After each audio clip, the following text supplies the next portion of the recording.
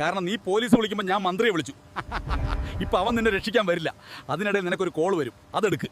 Call recognized from the client. എഞ്ചിനീയർമാൻ, എന്നെ കൊണ്ട് വീണ്ടും വിളിപ്പിക്കരുത്. കോൺക്രീറ്റിംഗിന് അനുവാദം തരണം. എനിക്ക് വലിയ സമ്മർദ്ദമുണ്ട്. നിങ്ങളുടെ നിലവാരവും ഗുണനിലവാരവും എല്ലാം നരകത്തിൽ പോകട്ടെ.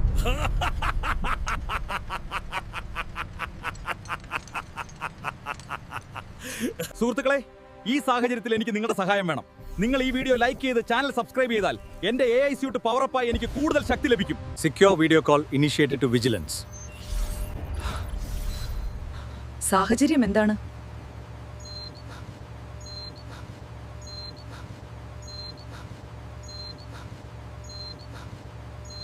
ഞാൻ എന്റെ തെറ്റുകൾ ആവർത്തിക്കില്ല.